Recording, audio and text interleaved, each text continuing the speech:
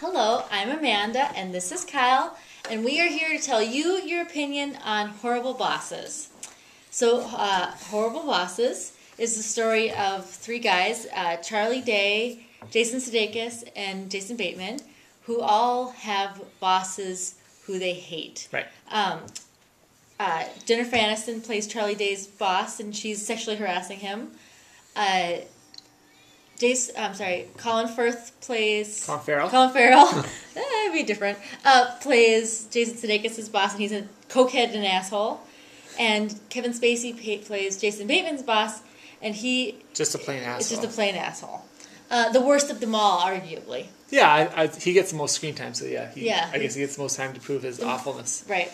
And the story is they all hate their bosses. They feel totally screwed by them, but they can't quit because the economy and all sorts of different things. So they decide the best option is to kill them. Right. So let's go ahead. Well, so they sort of start fooling around with the idea, and sort of put it off, saying they're just kidding. And then each person has sort of one more issue happens with their boss, and that makes them decide to go ahead with it. They sort of realize that they are amateurs at this, and so they need some professional help. So they, in what turns into sort of a funny series of scenes, go to a bad neighborhood to look for, basically to look for a hitman, where they run into Jamie Foxx, who ends up not really being a hitman without giving too much away. And he sets the plan in motion, and as Amanda said, the plan is to each person will in turn kill each other's boss. Yeah. And Jamie Foxx's character's name is Motherfucker Jones.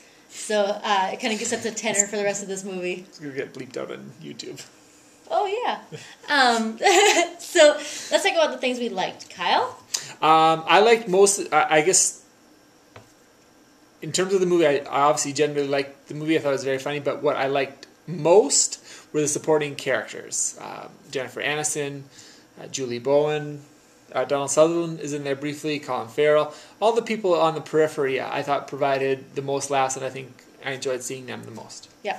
And the three main guys, I like them all a lot. Charlie Day is from It's Always Sunny in Philadelphia, and he's hilarious, and he's probably the funniest character of the three main characters. Yeah.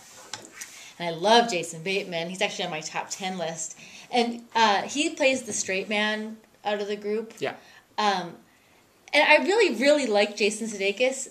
I like him on Saturday Night Live. We've seen a lot of his movies.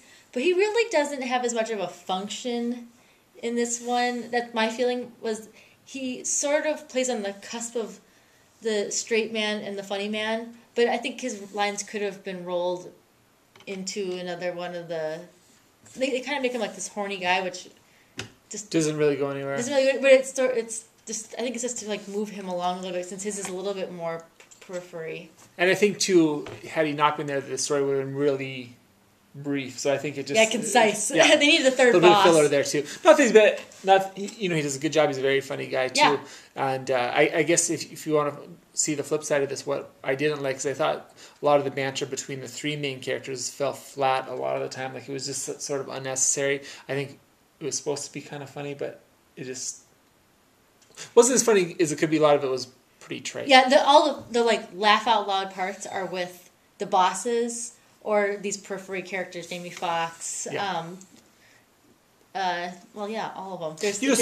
Charlie Day has a couple funny scenes on his own. There's a scene where he's in the car singing to the Ting Tings. That's pretty hilarious. funny. And another one in the car later on where he's doing some other stuff that's very funny too. Yeah. But yeah, Oh, just it's just the three of them sort of talking. It's just not as... I think it's supposed to be kind of funny, but just the dialogue wasn't the greatest. And it wasn't like if they swapped them out for somebody else, you'd be like, oh, well, if they actually had been this comedian or this comedian, it would be funnier. They were the right people for the right roles. It just... The writing was where it went. Yeah. Although, with that said, it's totally worth the time. It's very funny. Yeah. You said... We were talking about it on the way home. And you said this is much better for Jennifer Aniston. She's hilarious in It's this really movie. a good fit for her. Like, Amanda was saying, like, the romantic comedies, because they're so overdone, like... Especially for her. Unless there's a twist to it. I mean, it's essentially the same role over and over. So she has to, since she's been sort of like outside the box here, she's been excellent. So I hope she kind of keeps up with some different roles like this. And it's really something that you really won't think it's Jennifer Aniston speaking a couple times. Yeah, a couple of her lines, the ladies in front of us were like slapping their knees Yeah, because they it's were so that good, impossible for her to. So, yeah. So I'd say go see it. It's very funny. It's definitely worth the time. It's fun to see in the theater, too, because, like, there are people a row ahead of us that were laughing the whole time. Like, they're just killing themselves laughing. So we always like to see movies like that, to sometimes just to watch or listen to the other people laugh. So, Yeah. and briefly, at the very end of this, I think you want to discuss Midnight in Paris. We saw Oh, that, yeah. too. We saw that in New Jersey. It's pretty good, but people are pooping their pants about it, and it's like... Yeah. Okay. So Midnight in Paris is the story of. Just really quick. I'm going to. Okay. What's his name? It's a Woody Allen movie. Okay. Oh yeah. Owen Wilson goes to Paris with his fiance, and he decides that he wants to live in Paris. So every night he goes at midnight and goes back in time to the 1930s. Yeah. Essentially, it boils down to the grass is always greener, but you got to pay attention. It's not as good as everybody's making themselves My out to be. family said it was- If you're the right demographic, we went to the theater and everybody had 35 years on us. Yeah. Easy. See, my parents and my grandparents said this was the greatest movie they've ever seen. Yeah. So that is the right demographic. Kyle and I are both like, well, was that it? If you were under 40, view this on pay-per-view or on Netflix, or just don't bother altogether. Yeah.